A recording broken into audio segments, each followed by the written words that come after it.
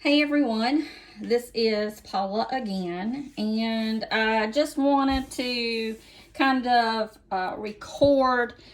Some people ask me how I process beef stew or venison stew. You can do it either way. Some people like venison, some people like beef. So, it really doesn't matter which one you do.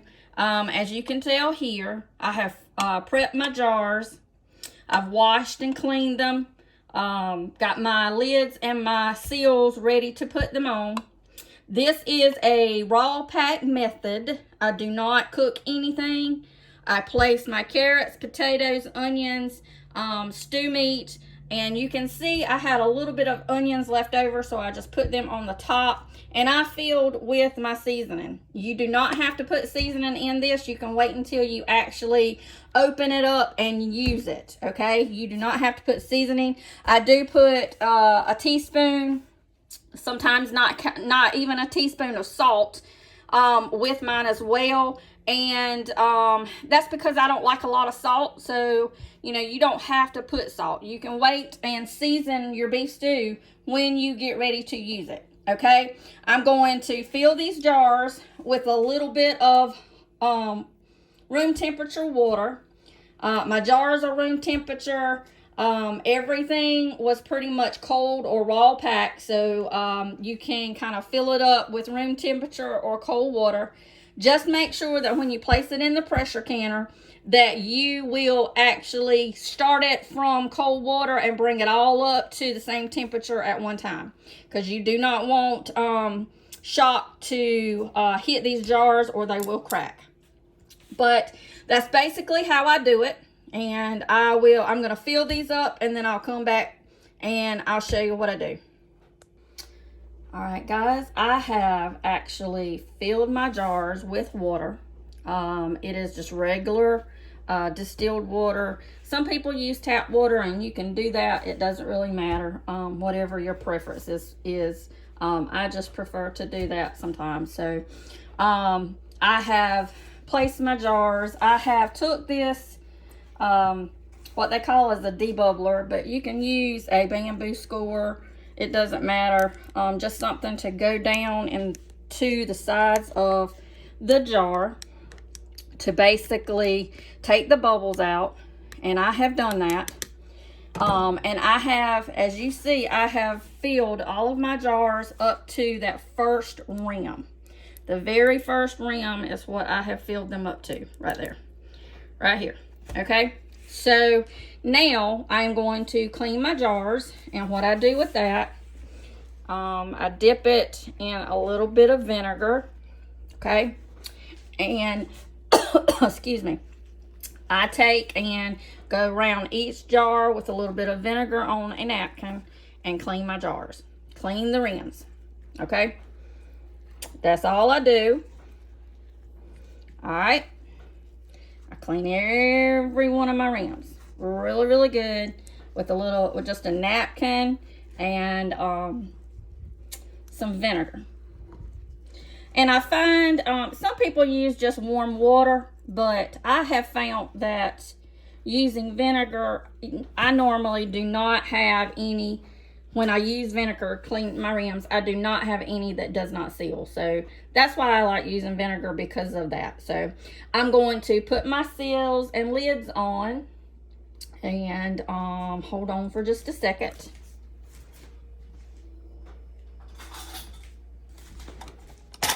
All right, and you will see that I'm going to put my lids on just like this.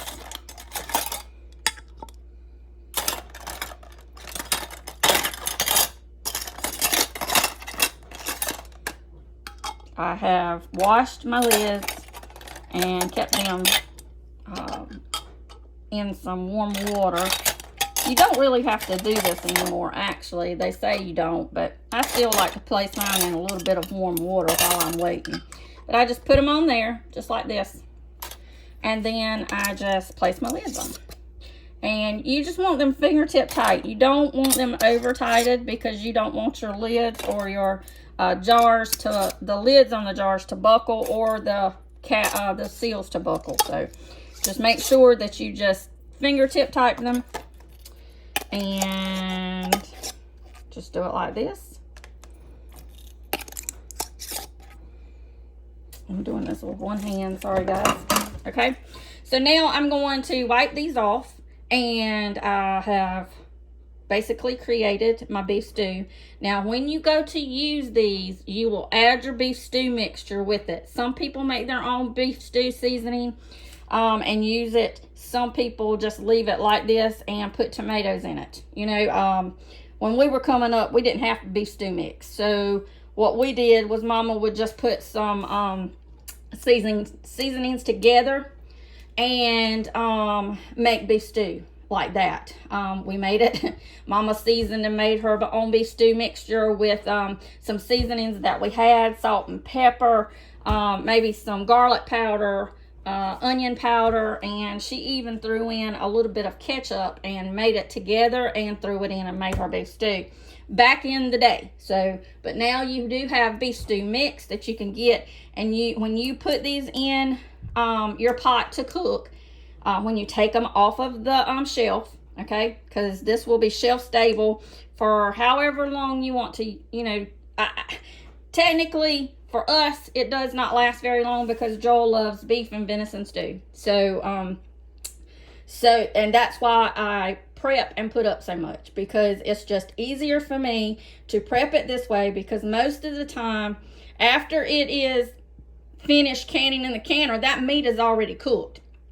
All you have to do is put it on and heat it up. It's just like taking beef stew out of the can, except this is a whole lot better and a whole lot better for you. Okay, so I'm going to put these into the canner and get them going. Okay, everyone, I have got my canner on.